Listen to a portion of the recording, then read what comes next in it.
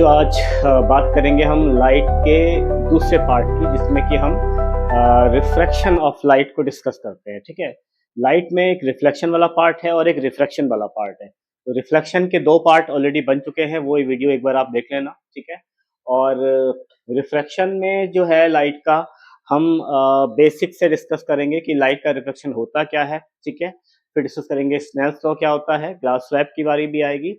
तो बहुत अच्छा वीडियो होने वाला है। ठीक है, तो देखिए बच्चों, स्टार्टिंग करते हैं हम लोग रिफ्रैक्शन ऑफ लाइट से। तो यहाँ पे डायग्राम मैंने बना रखा है। देखिए ये जो है, इस लाइन को बोलते हैं सेपरेशन ऑफ मीडिया। हमने दो अलग अलग मीडियम लिए हैं, एक इसके ऊपर एक मीडियम है, इसके नीचे एक मीडियम है। दो मीडियम अलग अलग ऑप्टिकल डेंसिटी वाले लिए गए हैं। ठीक है, जैसे मान लीजिए एक हमने यहाँ पे लिया है रेयरर मीडियम। तो मतलब ये है कि यहाँ पर हो सकता है कि हम एयर की बात कर रहे होंगे। ठीक है, नीचे लिया है हमने डेंसर मीडियम, हो सकता है यहाँ पे हम बात कर रहे हैं एक ऐसे मीडियम की जो एयर के कंपैरिजन में जिसकी डेंसिटी, ऑप्टिकल डेंसिटी ज्यादा है, लाइक वो हमारा वाटर हो सकता है। ठीक है, तो यहाँ एयर है, यहाँ वाटर है। ठीक है, इसको नॉर्मल बोलते हैं। नॉर्मल का मतलब है कोई भी ऐसी लाइन जो इस सरफेस पर क्या हो, परपेंडिकुलर हो, उसको बोल दिया हमने नॉर्मल। ठीक है, तो फिर समझ लेते हैं एक बार, ये है सेपरेशन ऑफ मीडिया।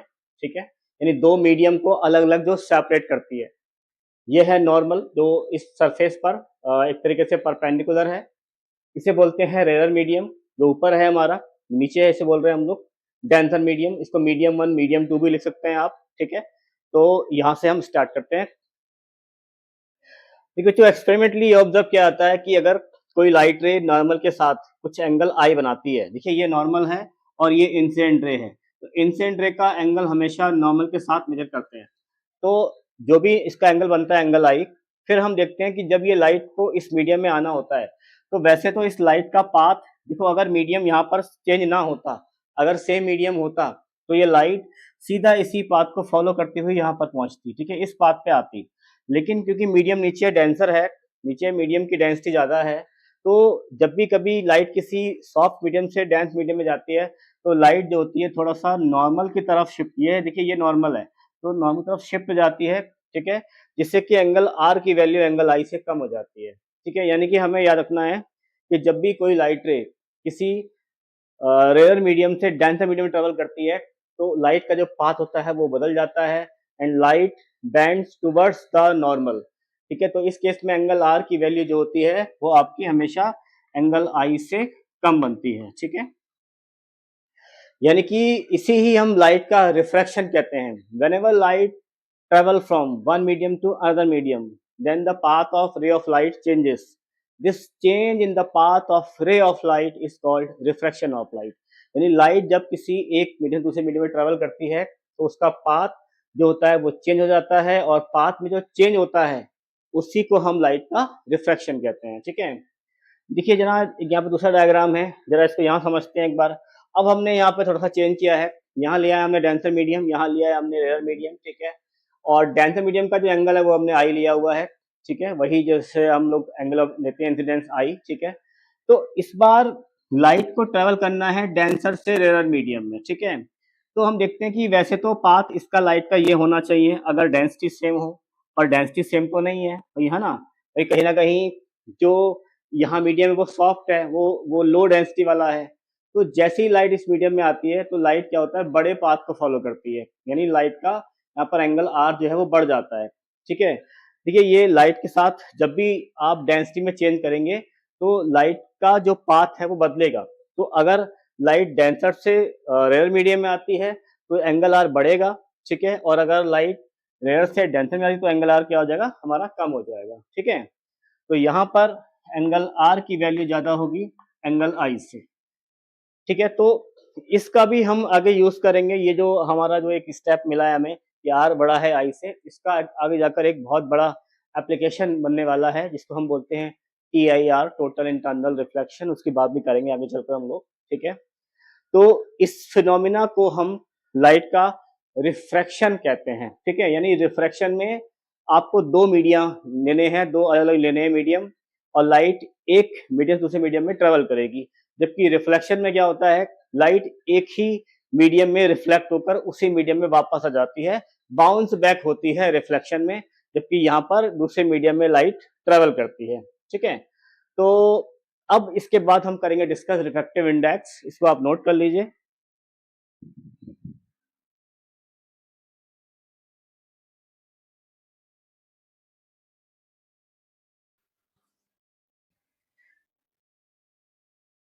चलिए, तो इसके बाद अगला है हमारा कि भाई रिफ्रैक्शन के लॉज क्या है। ठीक है, तो लॉज ऑफ रिफ्रैक्शन में जैसे रिफ्लेक्शन के दो लॉ थे।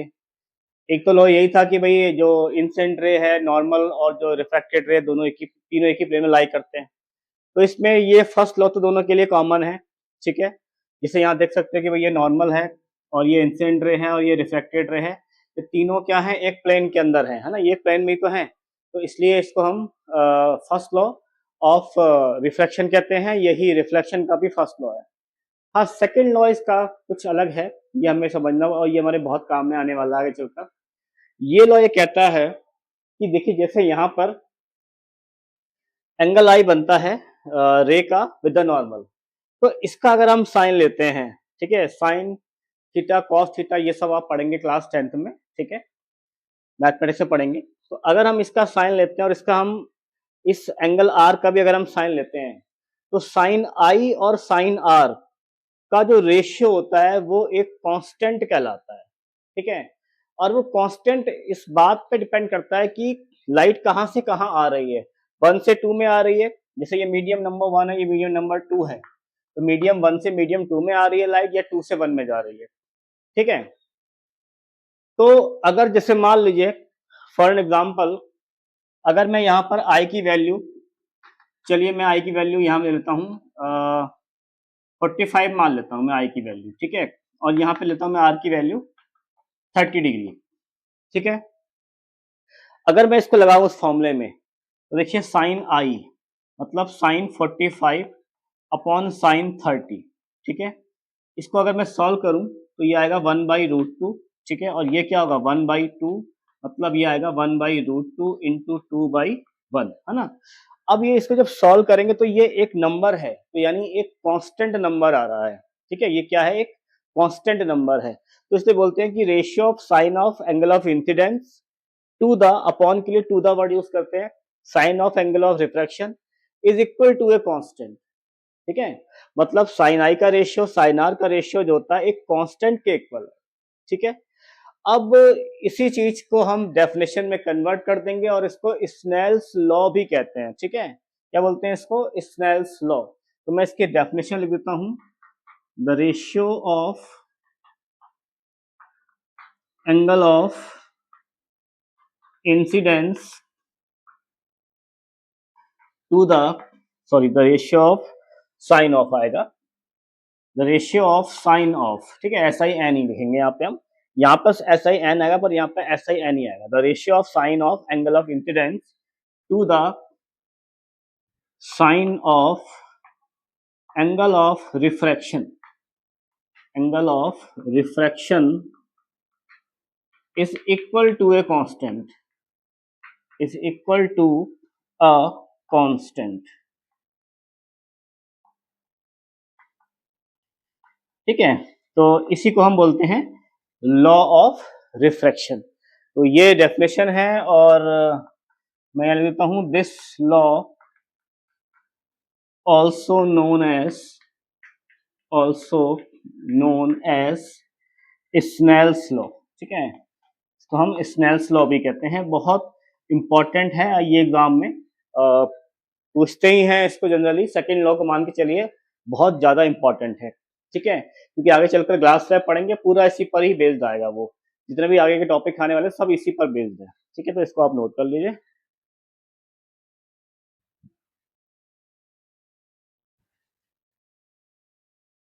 चलिए बच्चों, बात कर लेते हैं रिफ्रैक्टिव इंडेक्स की। देखिए बच्चों, रिफ्रैक्टिव इंडेक्स का मतलब ये है कि जैसे जब लाइट किसी एक मीडियम से दूसरे मीडियम में ट्रेवल कर रही है, तो लाइट की बेंडिंग कितनी हो रही है। ठीक है, अगर हमें लाइट की बेंडिंग का रेशियो जानना है तो हम रिफ्रैक्टिव इंडेक्स पे आएंगे। ठीक है, अगर हमें किसी लाइट की, जब लाइट किसी दो मीडियम में ट्रेवल कर रही है तो लाइट कितना बैंड हो रही है, उसकी बेंडिंग का रेशियो जानना है आपको, तो आप जो है रिफ्रैक्टिव इंडेक्स का टर्म जो है इसको पढ़ेंगे आप। जैसे देखिए हम इसका फॉर्मूला यूज करते हैं, फॉर्मूला में हम एक सिंबल यूज करते हैं, इसे कहते हैं म्यू। ठीक है, कुछ बुक्स में इसको एन भी लिखते हैं, तो एन भी चल सकता है, कोई दिक्कत नहीं है। अदरवाइज म्यू लिखते हैं, इसको म्यू बोलते हैं। ठीक है, तो म्यू होता है बच्चों यहाँ से हमारा सी वाई वी, और सी का मतलब होता है यहाँ पर speed of light, speed of light in vacuum, और इसको हम बोलते हैं speed of light in medium. कोई भी मीडियम हो सकता है, वो एयर, वो वाटर, या कुछ भी ले सकते हैं हम, मतलब वैक्यूम नहीं होगा, कोई और मीडियम हो सकता है, इसके अलावा कुछ भी हो सकता है। ठीक है, तो इसको हम लाइट के वेक्टर इंडेक्स का फॉर्मूला या समझ के याद करते हैं कि भाई यही हमारा फॉर्मूला है। ठीक है, लेकिन इसका सिग्निफिकेंस यही है कि ये लाइट की बैंडिंग को दिखाता है। ठीक है, कि भाई लाइट जब मीडियम को चेंज कर रही है तो कितना बैंड हो रही है। ठीक है, तो सिग्निफिकेंस कोई पूछता है तो आप उसका मैं यहाँ पर लिख देता हूँ, it tells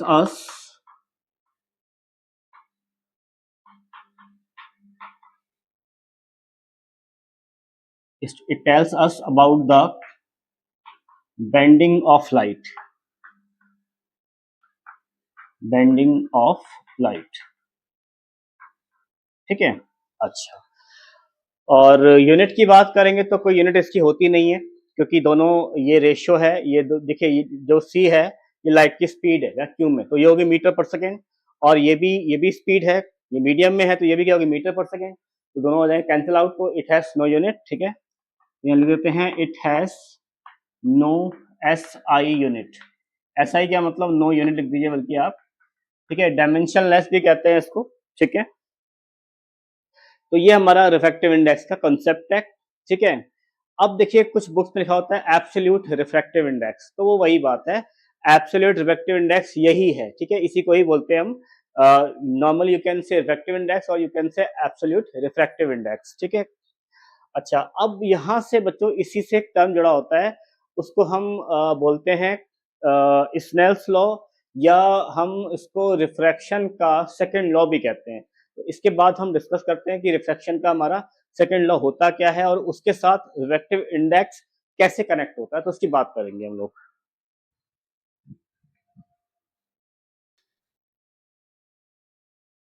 चलिए बात करते हैं principle of reversibility of light की।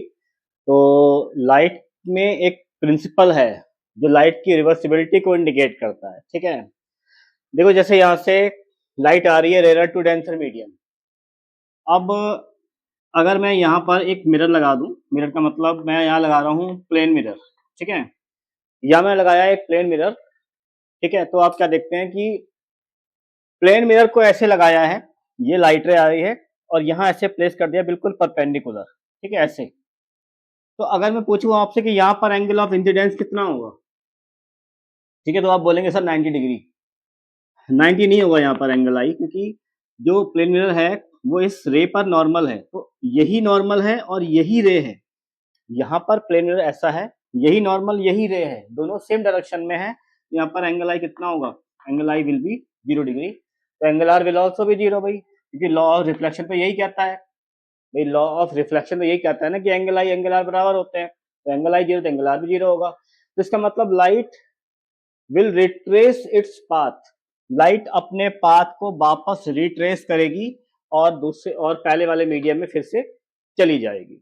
ठीक है, यही लाइट का प्रिंसिपल ऑफ रिवर्सिबिलिटी कहलाता है, कि अगर ऐसे लाइट को रखा जाए, मिरर को ऐसे सेट करा जाए कि एंगल आई 0 हो जाए, तो एंगल आर भी 0 होगा, लाइट को वापस ट्रेवल करना पड़ जाएगा। अब इस कंडीशन में अगर हम स्नेल्स लॉ लगा लें, भाई अब स्नेल्स लॉ क्या होता है, अभी पढ़ा था हमने कि साइन आई अपॉन साइन आर क्या होता है, 1/2 होता है। तो लगाते हैं फ्रॉम मीडियम 1 to 2। ठीक है, तो फ्रॉम मीडियम 1 to 2। ठीक है, क्या करेंगे हम, यूज करेंगे स्नेल्स लॉ। चलिए, तो स्नेल लॉ कहता है भाई देखिए, साइन आई, ठीक है, अपॉन साइन आर, मतलब यहां से आए, आई वाले एंगल से आए, आर पे पहुंच गए, तो इक्वल टू क्या होता है, 1/2, मीडियम 1 से मीडियम 2 में होता है, इक्वेशन 1 लगा लीजिए। अब वापस जब लाइट जाएगी 2 से 1 में, ठीक है, अगेन यूजिंग, तो फिर आप रिवर्स चलेंगे, 2 से 1 में चलेंगे। ठीक है, तो क्या आएगा, sine are upon sine I equal to क्या आएगा, 2 से जा रहे हैं 1 में तो 2 म्यू 1। ध्यान रखना, जब 1 से 2 में आ तो 1 म्यू 2 था, अब 2 से 1 में तो क्या होगा 2 म्यू 1। 2 से 1 में जा रहे हैं ना भाई। इक्वेशन नंबर 2, जरा दोनों को मल्टीप्लाई कर लीजिए। ठीक है, मल्टीप्लाइंग इक्वेशन 1 एंड 2। तो जब इन्हें हम मल्टीप्लाई करेंगे तो देखिए क्या आएगा, साइन आई अपॉन साइन आर मल्टीप्लाई, यहाँ क्या है sine are upon sine I, तो sine are upon sine I equal to, यहाँ है 1 म्यू 2 और यहाँ क्या है 2 म्यू 1। ठीक है, ये स्टेप आएगा। देखिए साइन आई से sine I cancel, sine are से साइन आर कैंसिल, तो हमारे पास आ गया 1 mu 2 multiply 2 mu 1 equal to 1। तो यहाँ से 1 म्यू 2 कितना हो जाएगा हमारे पास 1 अपॉन 2 म्यू 1। तो हम यहाँ से ऐसा लिख सकते हैं, इसको जरा एक बार आप देख लीजिए। तो जब हम मीडियम 1 से मीडियम 2 में आते हैं, ठीक है, तो रिफ्रैक्टिव इंडेक्स होता है 1 अपॉन मीडियम 2 से मीडियम 1 का रिफ्रैक्टिव इंडेक्स के इक्वल होता है, यानी कि ये रेसिप्रोकल रहता है। ठीक है, यानी 1 म्यू 2 को आप 1 अपॉन 2 म्यू 1 लिख सकते हैं। ठीक है, यानी कि अगर मैं कहूँ आपसे कि ए म्यू जी को जरा आप तोड़ लीजिए इसी फॉर्मूले के हिसाब से, तो क्या बन जाएगा 1 अपॉन जी म्यू ए, यानी मीडियम आपको बदलने हैं, ठीक है, और 1 अपॉन करना है। तो ये इस तरीके से लिखा जाता है। ठीक है, और इसके अभी आगे चलकर बताऊंगा मैं आपको, इसके न्यूमेरिकल भी आएंगे इसी कंसेप्ट पे, तो बताऊंगा कि कैसे आपको जो डेटा दिया होता है वेक्टर इंडेक्स क्वेश्चन में, उसको कैसे आपको सिंबल्स में कन्वर्ट करना है।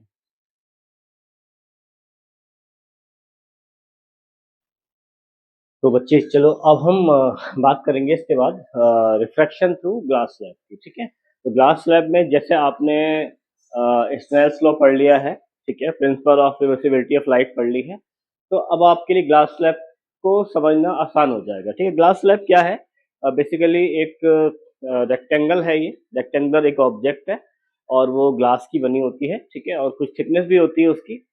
तो जैसे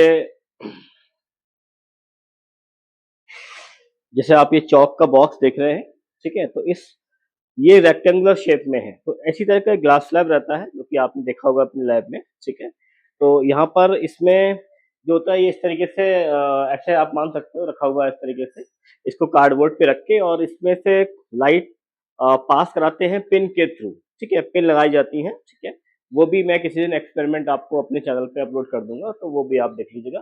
ठीक है, तो उसमें ये ऐसी थिकनेस भी होती है इसकी इस तरीके से। ठीक है, और लाइट को ऑल पिन्स के थ्रू यहाँ से पास कराया जाता है और वो फिर यहाँ से इसके थ्रू पास होकर फिर डेविएट होती है। तो हम देखते हैं कि जो एक्चुअल पाथ होता है रे का, वो थोड़ा सा बदल जाता है। ठीक है, जिसको कि हम रिफ्रैक्शन कहते हैं, जो कि हम ऑलरेडी डिस्कस कर चुके हैं। तो समझते हैं कि कैसे लाइट यहाँ पर पास होगी। ठीक है, तो पहले तो लाइट देखिए यहाँ से जाएगी एयर से, यहाँ पे तो अभी एयर है। ठीक है, यहाँ पर क्या है, ये ग्लास है, तो एयर, फिर क्या है ग्लास, और फिर वापस क्या है एयर, एयर ग्लास एयर। ठीक है, तो लाइट जाएगी एयर से ग्लास में। तो हम यहाँ पर जब लाइट एयर से ग्लास में जाएगी तो हमने क्या करा, एक नॉर्मल ड्रॉप कर दिया सरफेस पर, ये फर्स्ट सरफेस है। ठीक है, तो ये लाइट रे आ रही है, this light ray making an angle of incidence I with the normal. Now the ray will travel from air to glass, मतलब कि rare to denser medium light travel करेगी। तो लाइट अगर रेयर टू डेंसर जाएगी, ठीक है, then it bends toward the normal, तो जहां नॉर्मल है उस तरफ थोड़ा बैंड होगी। तो अगर ये भी अगर एयर ही होता, ये मीडियम भी अगर एयर होता, तो लाइट सीधा स्ट्रेट निकलती। ठीक है, तो लाइट का पाथ देखिए हमारा ऐसा होता। ठीक है, थोड़ा सा इसको हम डैश डैश कर लेते हैं। ठीक है, इस तरीके से, ताकि हमें ये समझ में आ जाए कि लाइट का एक्चुअल पाथ ये होता। ठीक है, अभी है नहीं ऐसा। ठीक है, ग्लास स्लैब ने इस पाथ को चेंज कर दिया। ठीक, चलिए अब लाइट जब देखिए, अब वैसे तो ये पाथ होना चाहिए था इसका, पर ऐसा होगा नहीं क्योंकि लाइट का जो मीडियम है वो अंदर अलग है, ग्लास है। तो light is travelling from air to glass, मतलब rare to denser medium, then it bends towards the normal. तो नॉर्मल इधर की साइड है, थोड़ा सा लाइट रे को आप इधर की साइड बेंड कर देंगे, तो ये आपने बेंड किया और मान लेते हैं कि ये एंगल आपका आर है। आर का मतलब यहाँ पर angle of refraction at the first phase कहलाएगा आपका, ठीक है। चलिए लाइट यहाँ पर आई, ठीक है। अब यहाँ के बाद लाइट फिर ट्रेवल करेगी, तो यहाँ पर ना आप एक नॉर्मल ड्रॉप कर दीजिए, ठीक है। आपने नॉर्मल ड्रॉप कर दिया। अच्छा अब देखिए, ये दोनों जो लाइन है ये पैरेलल है, इन पर ये ट्रांसवर्सल है, तो जितना एंगल ये बनेगा उतना ही एंगल हमारा ये वाला बनेगा, ठीक है। बात समझ में आ रही है ना ये वाली? ये दोनों लाइन कैसे, ये दोनों लाइन पैरेलल है, इस पर ये क्या है, ट्रांसवर्सल है, तो ये एंगल कैसे बनेंगे आपके, सेम बनेंगे, ठीक है। तो ये एंगल भी आर ही होगा। अच्छा अब लाइट जाएगी आपकी ग्लास टू एयर, यानी denser to rare medium. Then light, जब भी लाइट जाती है denser to rare, then it bends away from the normal. तो नॉर्मल से अवे होना है, नॉर्मल तो ये रहा, तो इससे थोड़ा सा दूर हटना है, ठीक है। तो लाइट को ऐसे करके आप बाहर निकाल देंगे, थोड़ा सा शिफ्ट करते हुए। तो यहाँ पर इस एंगल को हम बोलते हैं एंगल ऑफ इमरजेंस, इसको आप एंगल आई डैश या एंगल ई भी कह सकते हैं, ठीक है। अब आप क्लियरली देख सकते हो कि जो एक्चुअल पाथ था लाइट का वो ऐसा था, बाद में लाइट ने इस मीडियम के बदलने की वजह से इस पाथ को ट्रेवल किया। तो यहाँ से यहाँ तक की जो डिस्टेंस है बच्चों, इसको हम बोलते हैं लेटरल डिस्प्लेसमेंट, लेटरल डिस्प्लेसमेंट, ठीक है। क्या बोलते हैं इसको, लेटरल डिस्प्लेसमेंट या लेटरल शिफ्ट भी कह सकते हैं, ठीक है। तो ये दोनों लाइन अगर पैरेलल हैं, अगर ये दोनों लाइन पैरेलल हैं, तो एंगल ऑफ इमरजेंस और angle of incidence must be equal. अगर दोनों लाइन पैरेलल हैं तो ये एंगल ई और एंगल जो आई है आपका वो सेम होना चाहिए, ठीक है। तो इसको हम प्रूव भी करेंगे मैथमेटिकली कि प्रूफ कैसे होता है। तो for that we use Snell law, ठीक है। चलिए तो करते हैं स्टार्ट। तो पहले यूज करते हैं हम लोग यूजिंग स्नेल्स लॉ। देखिए स्नेल लॉ हम लगाते हैं तो हम लगाएंगे from air to glass, from air to glass. तो एयर टू ग्लास का मतलब हो गया, स्नेल लॉ क्या कहता है भाई, sine I upon sine R equal to 1 mu 2।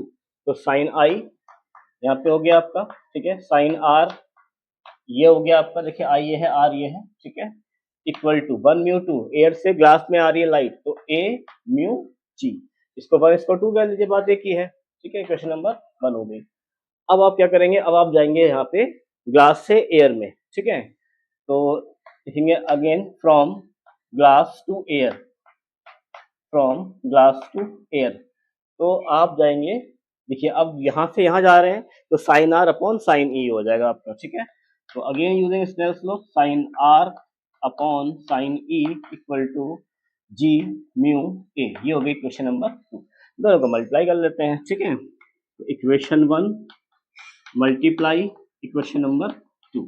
देखिए लेफ्ट को लेफ्ट से मल्टीप्लाई करना और राइट को राइट से मल्टीप्लाई करना, तो ये हो जाएगा a mu g multiply g mu a equal to, यहाँ क्या है ए म्यू सॉरी, देखिए ये तो हमने इसको मल्टीप्लाई कर दिया, अब यहाँ पे क्या है साइन आई अपॉन साइन आर, ठीक है, और यहाँ पे क्या है sine are upon sine e, तो sine are upon sine e, ठीक है।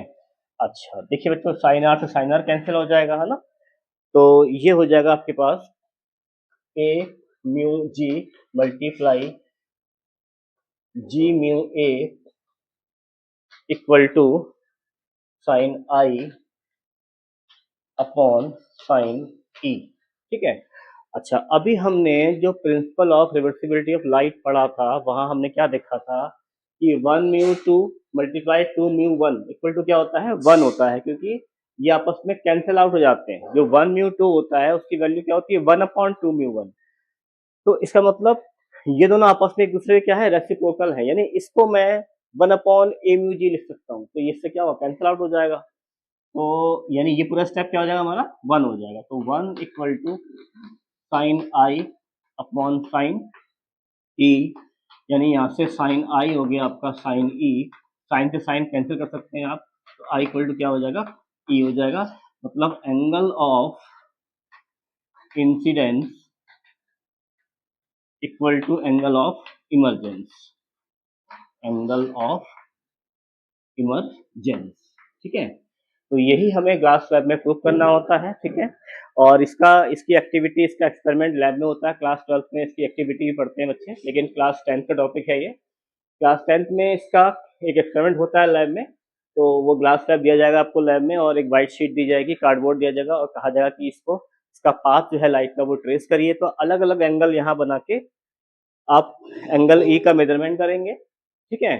जैसे आई 30 लिया तो ई कितना आया, आई 45 लिया तो ई कितना आया आपका।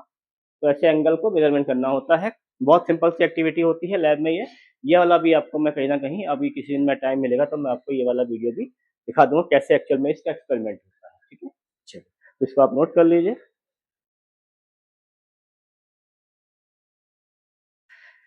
चलिए बच्चों, अब हम डिस्कस करते हैं स्फेरिकल लेंसेज के बारे में कि हमारे स्फेरिकल लेंस क्या होते हैं, ठीक है। तो देखिए बच्चों, सबसे ज्यादा जरूरी है कि अगर हम किसी ग्लास को अगर हम लेंस कहें तो उसके लिए इम्पोर्टेंट ये है कि वो जो ग्लास सरफेस है उसकी एटलीस्ट एक सरफेस कर्व होनी चाहिए, ठीक है। जैसे यहाँ पे देखेंगे आप, ये हमने कॉन्वेक्स लेंस लिया है, क्योंकि सर्कल लेंस से दो तरह के लेंस बनते हैं, एक कॉन्वेक्स लेंस और एक कॉनकेव लेंस, ठीक है। कॉन्वेक्स लेंस में पहला जो टाइप्स है वो आता है बाई कॉन्वेक्स, डबल कॉन्वेक्स भी कह सकते हैं, यानी दोनों साइड से कॉन्वेक्स सरफेस है, तो इसकी दोनों सरफेस कर्व है, ठीक है। यहाँ आते हैं, ये है प्लेनो कॉन्वेक्स, तो इसमें एक सरफेस प्लेन है पर एक कर्व है, तो एक सरफेस कर्व है इसमें ना, तो ये लेंस है। इसमें देखिए दोनों सरफेस कर्व हैं, इसे बोलते हैं कॉनकेवो कॉन्वेक्स, इसे बोलते हैं कॉनकेवो कॉन्वेक्स। तो लेंस होने के लिए एटलीस्ट एक सरफेस का कर्व होना जरूरी है, ठीक है। कॉनकेव लेंस आते हैं, कॉनकेव लेंस के भी तीन पार्ट, जैसे इसके थे तीन पार्ट, इसके तीन पार्ट आ गए हमारे। अब एक पार्ट ये है इसका जो इसे बोलते हैं बाई कॉनकेव, मतलब दोनों साइड से कॉनकेव है, ये डबल कॉनकेव भी आप बोल सकते हैं। इसमें देखिए आप, एक सरफेस प्लेन है, एक सरफेस जो है वो कॉनकेव है, तो इसे बोलते हैं प्लेनो कॉनकेव।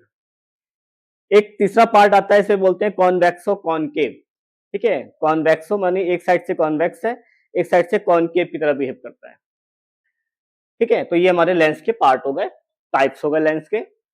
अब आते हैं प्रिंसिपल फोकस पे। तो कॉन्वेक्स लेंस का प्रिंसिपल फोकस बहुत शॉर्ट में समझा रहा हूं मैं आपको, ठीक है। पता होना चाहिए कि फोकस कहां बनता है, तभी आप फोकल लेंथ पॉजिटिव या नेगेटिव ये पता लगा पाओगे। तो रेज अगर पैरेलल आ रही है तो कॉन्वेक्स लेंस पे, तो वो फोकस पे आके मिलती है। अभी रूल्स की बात करेंगे आगे चल के हम लोग कि रूल्स क्या क्या होते हैं इसके। तो यहाँ पर रेज जो है वो फोकस से मिलती है आके, ठीक है। तो ये इसका जो फोकस होता है वो इधर की साइड होता है, राइट में होता है, ठीक है। अगर ऑब्जेक्ट्स की रेज, देखो ऑब्जेक्ट अगर लेफ्ट में है तो इमेज बनेगी राइट में, पॉसिबल उल्टा भी है, राइट में है ऑब्जेक्ट तो लेफ्ट में बन जाएगी इमेज, लेकिन क्योंकि जो हमारा साइन कन्वेंशन है उसके अकॉर्डिंग हमें ऑब्जेक्ट को लेफ्ट में रखना है, ठीक है। तो फोकल लेंथ कहलाती है ऑप्टिकल सेंटर से ये जो फोकस है यहाँ पर, इस प्रिंसिपल फोकस, इसके बीच की जो डिस्टेंस है, ठीक है, यानी इसको हम एफ कह सकते हैं फोकल लेंथ, ठीक। सेम ऐसे ही कॉन्केव लेंस में, लेकिन इसमें जो रेज आती है जब पैरेलल तो वो डाइवर्ज हो जाती हैं, ठीक है, इसलिए इसका नाम डाइवर्जिंग लेंस भी होता है, और इसको कन्वर्जिंग लेंस कहते हैं। मैं लिख देता हूँ, नाम आपको याद भी रहेगा, एक कन्वर्जिंग लेंस, और इसको बोलते हैं डाइवर्जिंग लेंस, ठीक है। मतलब कॉनकेव लेंस और कॉन्वेक्स लेंस तो है ही नाम इनके, दूसरे नाम भी रख सकते हैं आप इनके, कन्वर्जिंग और डाइवर्जिंग। ये कन्वर्ज करता है रेस को, मिलाता है एक पॉइंट पे, और ये रेस को ऐसे डाइवर्स करता है, दूर कर देता है, ठीक है। तो बैक ट्रैक करने पर इमेज यहाँ बनती है, ये फोकस कहलाता है। तो इससे वर्चुअल फोकस कहते हैं, क्योंकि ये फोकस रेस को बैक ट्रैक किया गया और यहाँ रेस एक्चुअल में मिल रही है, तो ये रियल फोकस है, ठीक है। कैसा है ये? रियल फोकस, ठीक है। इसे बोलते हैं वर्चुअल फोकस, वर्चुअल फोकस, ठीक है। तो ये फोकस के बारे में हो गया इसके।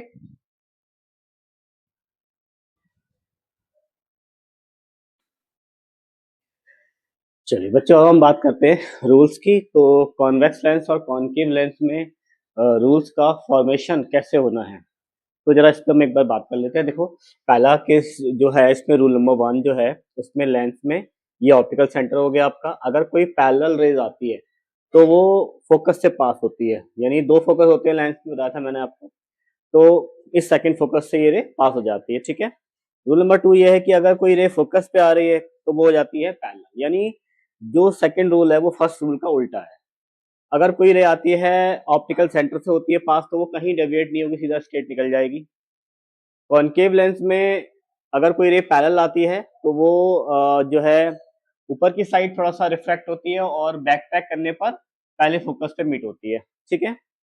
कॉनकेव लेंस में अगर कोई रे फोकस तरफ आना चाह रही है, मान लीजिए ऐसा लग रहा है हमें शायद कि जो रे है वो फोकस पे जाएगी, बट यहाँ पर, यहाँ से यहाँ पर मीडियम होता है चेंज, वहां से लाइट हो जाती है पैरेलल, ठीक है। केस नंबर 3 में जो लाइट रे है अगर वो जाती है ऑप्टिकल सेंटर से तो वो सीधा स्ट्रेट पास हो जाएगी, कहीं पे डेविएट नहीं होती है, ठीक है। तो ये हमारे जो है रूल्स हैं कॉनकेव और कॉन्वेक्स लेंस के।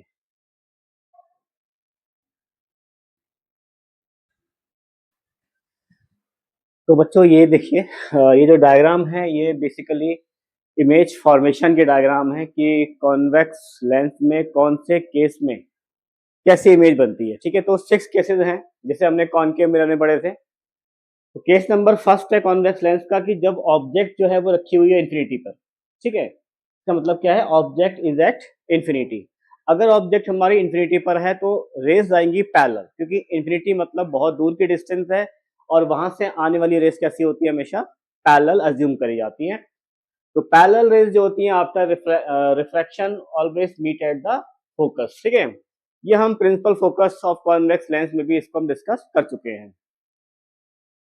नेक्स्ट आता है हमारा इसमें जो पॉइंट नंबर 2 है, केस नंबर 2 है ये, when the object is beyond 2f, ठीक है। अगर ऑब्जेक्ट को 2f कह लें या 2f1 कह लें आप, कोई दिक्कत नहीं है, ठीक है। देखिए हर केसेस में मैंने f1 2f1 दिखाया हुआ है, अगर आप ऐसा नहीं लिखते हैं, खाली आप 2f लिखते हैं, दोनों साइड आप 2f लिख देते हैं या f दोनों साइड लिखते हैं, तो कोई दिक्कत नहीं, उससे कोई इश्यू नहीं है, आपका आंसर सही माना जाता है, ठीक है। f1 2f1 से कुछ नहीं होता, ठीक है।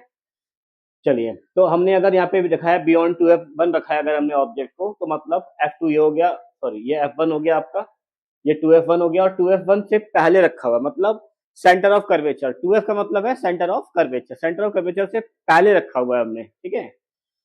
तो यहाँ से पैरेलल रे जाती है, will pass through the second focus, next जो फोकस बनता है वहां से जाएगी, और एक रे जाती है हमारी ऑप्टिकल सेंटर से, जो कि दोनों रेस यहाँ पर मीट होती हैं, ठीक है। तो जहां पर मीट होती है वो पॉइंट f2 और 2f2 के बीच में आता है, ठीक है। और ये इमेज थोड़ी छोटी बनती है इस ऑब्जेक्ट के कंपेरिजन में, तो इसका नाम हमने ये नेचर, जो नेचर है इसका वो है रियल इन्वर्टेड डिमिनिश्ड, ठीक है। ऐसी इसका जो था रियल इन्वर्टेड पॉइंट साइज, ठीक है। नंबर 3 पे आते हैं। इसमें जो ऑब्जेक्ट है वो हमारी जो है रखी गई है 2f1 पे, ठीक है। ये 2f1 है हमारा, इसको चाहे तो यहाँ दिखाता हूँ मैं आपको एग्जैक्टली 2f1। तो 2f1 पे जब हमने रखी है ऑब्जेक्ट तो सेम साइज की इमेज बनती है, ठीक है। रेस का तरीका वही है जो यहाँ पर था, सेम वही तरीका है, पैरेलल रे जाएगी फोकस से पास होगी, एक जाएगी ऑप्टिकल सेंटर से जो कहीं डेविएट नहीं होने वाली है। दोनों रेस जब यहाँ मिलती हैं तो यहाँ बनती है इमेज, और यहाँ पर भी इमेज का, यहाँ पर जो इमेज का साइज होगा वो ऑब्जेक्ट के साइज के इक्वल होता है, ठीक है। और नेचर हो जाएगा रियल इन्वर्टेड सेम साइज, ठीक है। अच्छा, ये केस बहुत बार एग्जाम में पूछा जाता है, इंपॉर्टेंट है ये। नंबर 4 की बात करते हैं, तो ऑब्जेक्ट रखा गया है f1 और 2f1 के बीच में, और इस केस में रेस का तरीका वही ले जाने का है जो पहले था, और यहाँ पर इमेज बनती है 2f2 के पीछे बनती है, ठीक है। तो इसमें इमेज थोड़ी बड़े साइज की होती है, तो लिखा है real inverted larger than the object, ठीक है। केस नंबर 5 है, ऑब्जेक्ट रखा गया f1 पे, इस केस में रेस वैसी जैसे जा रही है, पहले वैसी जा रही थी सेम, लेकिन इसमें क्या होता है कि जो रेज है यहाँ के कहीं मीट नहीं होती है, ठीक है। तो हम ये मान लेते हैं कि अगर रेस पैरेलल जा रही है आफ्टर रिफ्रैक्शन तो वो कहीं फोकस पे जाकर, कहीं इन्फिनिटी पे जाके मिलती होंगी, तो यहाँ कहीं एक पॉइंट हम कहीं इन्फिनिटी मान लेंगे जहां पर ऑब्जेक्ट, यहाँ पे जो रेज है वो मीट हो रही होंगी, ठीक है। तो इसका जो नेचर है वो कहलाता है real inverted highly magnified. Highly magnified वाला केस एक ही है, वो यही वाला केस है, इसको भी बहुत बार एग्जाम में पूछते हैं, ठीक है। और फिर एक लास्ट केस आता है when the object is between f1 and o। सबसे ज्यादा इंपॉर्टेंट अगर कोई केस है तो केस नंबर 6 है। जैसे कॉनकेव मिरर में केस नंबर 6 भी ऐसे ही होता है, वहां भी वर्चुअल बनती है इमेज, तो इसमें इमेज बनती है वर्चुअल और एनलार्ज। तो इस बार ऑब्जेक्ट रखी हुई है f1 और o के बीच में, ठीक है। और यहाँ पर जब रेस बाहर जाती है रिफ्लेक्ट होकर, तो ये इनमें गैप देखिए बढ़ना शुरू हो जाता है। अब देखो बच्चों, गैप अगर ये बढ़ेगा ना तो ये कहीं मिलेंगी नहीं रेस। अगर गैप बढ़ता है दो रेस के बीच में आफ्टर रिफ्लेक्शन, तो they will not meet anywhere. तो हम क्या करते हैं, जब हमारा ब्रेन, जब हम यहाँ से अपनी आंख को रख के यहाँ से जब हम ऑब्जर्व करते हैं कि ये रेस कहाँ से आ रही है, तो हमारा ब्रेन जो है इन रेस को बैक ट्रैक करता है। अगर वो इसको बैक ट्रैक करेगा तो वो यहाँ पहुंच जाएगा, और इसे करेगा बैक ट्रैक तो वो यहाँ पहुंच जाएगा। तो यानी यहाँ पर क्या होती है, इमेज फॉर्म होती है। ठीक है, तो यहाँ पर इमेज फॉर्म हो रही है। तो ये वाला जो केस है आपका, यहाँ पर इमेज जो है वर्चुअल और इरेक्ट बनती है, क्योंकि ऊपर रखी है प्रिंसिपल एक्सिस की इमेज, तो वो इरेक्ट कहलाती है। तो वर्चुअल, इरेक्ट और लार्जर देन द ऑब्जेक्ट होती है यहाँ पर। ये बहुत ही इंपॉर्टेंट केस है। तो कुल मिलाकर आपके पास टोटल 6 केसेस हैं कॉन्वेक्स लेंस के। ठीक है, और हर केस में आपको इमेज कहाँ बनती है, ऑब्जेक्ट कहाँ रखते हैं, पता होना चाहिए। आपसे नेचर पूछेगा, वो आपसे डायग्राम बनवा के देख लेगा। अदरवाइज कोई न्यूमेरिकल देगा आपको, तो न्यूमेरिकल में आपसे डायग्राम वो कई बार सिचुएशन में आपसे पूछ लिया कि डायग्राम भी इसका ड्रॉ करिए, तो रे डायग्राम आना हमें आना चाहिए।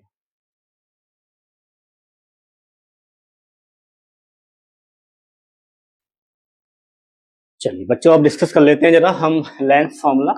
ठीक है, तो लेंस फॉर्मूला जैसे मिरर फॉर्मूला पढ़ा था वैसे ही लेंस फॉर्मूला है, बस एक ही साइन का अंतर है, बाकी सब कुछ वही है। बस यहाँ पर एक माइनस साइन आ रहा है बीच में आपका, बाकी सब कुछ वही है। एफ फोकल लेंथ है, focal length of the lens, V image distance, U object distance. और सारी डिस्टेंस मेजरमेंट कहाँ से होगा, इसका होगा मेजरमेंट आपके लेंस के ऑप्टिकल सेंटर से। ठीक है, तो ये सब वही है। मैं कुछ आपको सिंबल्स ज्यादा लिख नहीं रहा हूँ यहाँ पर, आप जानते हैं, मिरर पढ़ लिया है तो आपको इसमें दिक्कत आने वाली नहीं है आपको। ठीक है, दूसरा आता है भाई मैग्निफिकेशन का फॉर्मूला, ये भी वैसे ही है जैसे मिरर में था। ठीक है, देखो वही कह रहा हूँ ना बच्चों, एक बार अगर आपने मिरर पढ़ लिया है तो लेंस की जो भी प्रॉब्लम्स हैं, जो न्यूमेरिकल हैं, वो आपके लिए बहुत आसान हो जाएंगे अब, क्योंकि वो कंसेप्ट लगाना आपको आ गया।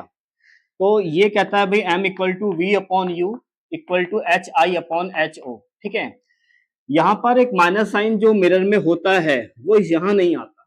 ठीक है, यहाँ पे फॉर्मूले में कोई माइनस साइन नहीं है, इसमें बस यही अंतर है, बाकी सब कुछ वही है।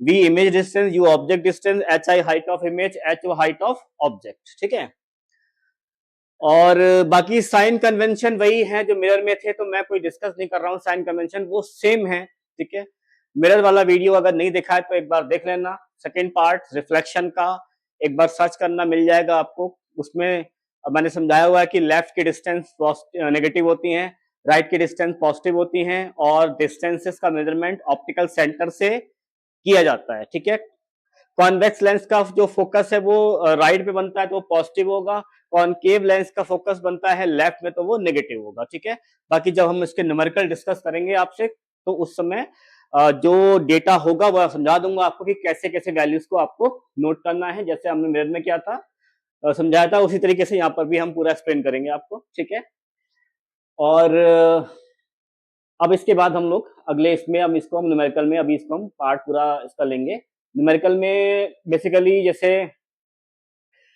देखो, वैसे तो न्यूमेरिकल सारे सेम इसी इसी फॉर्मूले में ज्यादातर पूछे जाते हैं। ठीक है, और इसके अलावा अगर हाइट पूछेगा तो ये वाला फॉर्मूला यूज हो जाएगा आपका। ठीक है, तो इन दो फॉर्मूले ही मान लीजिए आप, इन पर ही न्यूमेरिकल पूछे जाएंगे आपके, और केसेस बनवा लेगा वो आपसे, रे डायग्राम बनवा लेगा आपको। ठीक है, तो अभी हम करते हैं डिस्कस इसको। ठीक है, नोट कर लीजिए इसको आप।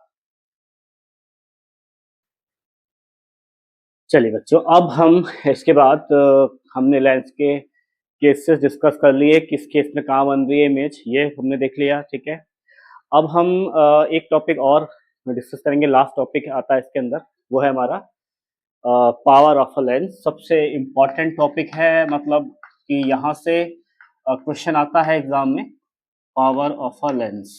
ठीक है, यानी कि किसी लेंस की पावर का मतलब क्या होता है। ठीक है, देखो बच्चों, पावर का मतलब बेसिकली होता है कि अगर हम लेंस की बात करें तो किसी रेस को कन्वर्स या डाइवर्स करने की एबिलिटी, यानी जो हमारे लेंस होते हैं वो रेस को या तो कन्वर्स करते हैं या डाइवर्स करते हैं। अगर वो कॉन्वेक्स लेंस है तो कन्वर्स करेगा, अगर वो लेंस कॉनकेव है तो वो उसको डाइवर्स करेगा। ठीक है, तो जैसे मैं आपको एग्जांपल दे रहा हूँ, जैसे मान लीजिए ये हमने कॉन्वेक्स लेंस लिया है।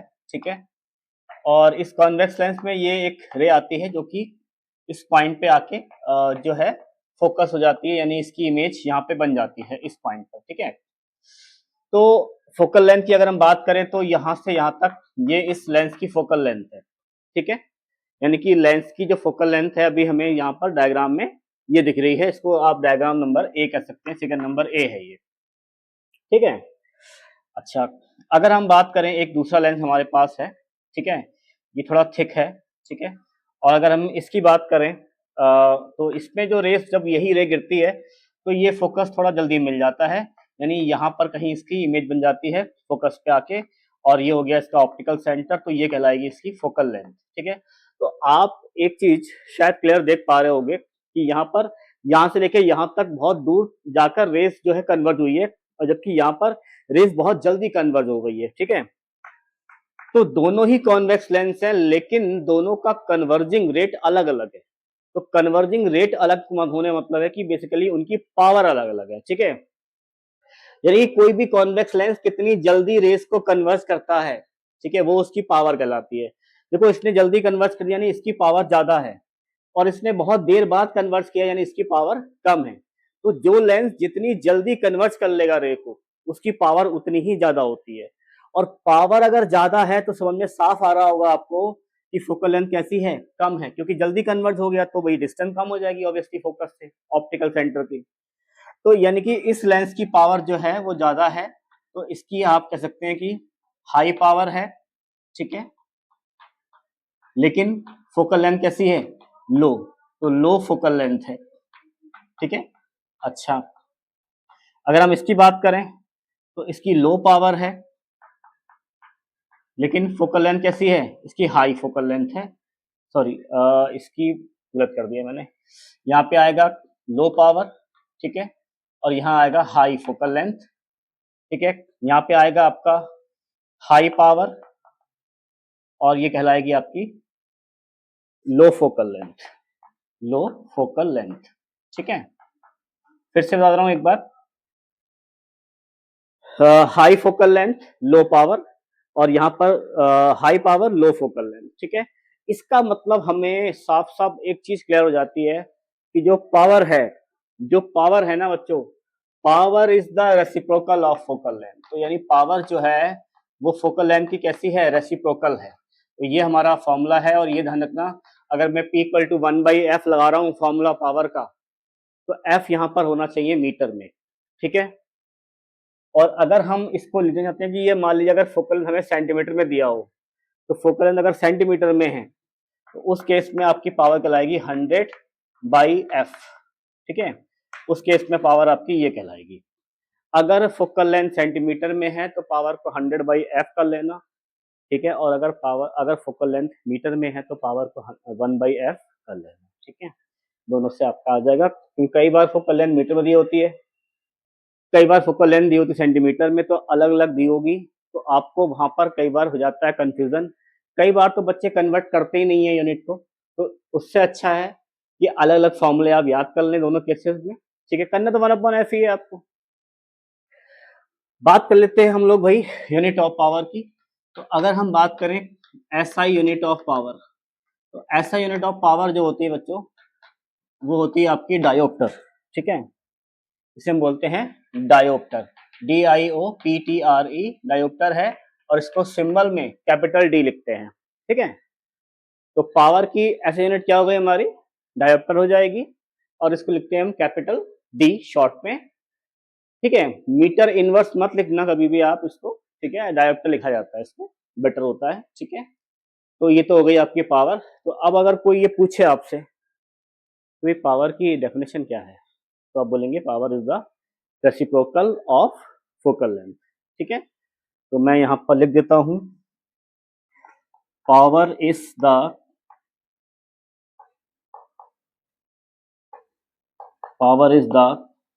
रेसिप्रोकल ऑफ फोकल लेंथ, ठीक है। ये इसकी डेफिनेशन है। और वर्ड्स में भी लिख सकते हैं कि power is the ability of a lens to converge और डाइवर्ज द रेस, ठीक है।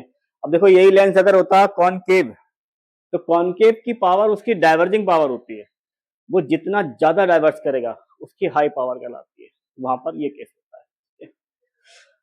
अब बच्चों एक टॉपिक आता है पावर ऑफ कॉम्बिनेशन, ठीक है, यही मैं करता हूँ एक्सप्लेन। पावर ऑफ कॉम्बिनेशन, क्योंकि न्यूमेरिकल जब आएंगे तो इन सारे टॉपिक्स पे आते हैं और इस पर भी आते हैं कॉम्बिनेशन का पावर, ठीक है। तो अगर हमारे पास मल्टीपल लेंसेज हैं, एक ये लेंस है, एक ये लेंस है, चलिए मान लेते हैं लास्ट वाला हमारा कॉनकेव, ठीक है, और ये एक प्रिंसिपल एक्सिस पे रखे हुए हैं, मतलब एक एक्सिस रखे हुए हैं, ये प्रिंसिपल एक्सिस मान लीजिए इसको आप। तो इस लेंस की पावर मान लेते हैं P1 है, इसकी P2 है और इसकी मान लेते हैं भाई P3 है। तो अगर मैं पूछूं कि भाई पावर ऑफ कॉम्बिनेशन क्या होगा, यानी कंबाइंड पावर क्या होगी सारे को अगर मिला दे तो इसकी हो जाएगी आपकी P1, इसकी हो जाएगी P2, और ये नेगेटिव, देखो ये कॉनकेव लेंस है, तो कॉनकेव लेंस की पावर नेगेटिव होती है, मतलब फोकल लेंथ जो होती है कॉनकेव लेंस कैसी होती है, नेगेटिव होती है। तो फोकल लेंथ नेगेटिव होने से पावर कैसी हो जाएगी, नेगेटिव। तो जिस लेंस की पावर नेगेटिव है खाली वहीं पे माइनस साइन आएगा, बाकी सब में प्लस ही आना है, ठीक है। तो इसे बोलते हैं पावर ऑफ कॉम्बिनेशन। तो इसको आप याद रखिएगा, क्वेश्चन अभी करेंगे, डिस्कस करेंगे, लेंस फार्मूला की बात करेंगे, ठीक है। लेंस फार्मूला जब पढ़ लेंगे, मैग्निफिकेशन पढ़ लेंगे, तो फिर इन सब पे एक साथ न्यूमेरिकल हम लोग अप्लाई करेंगे।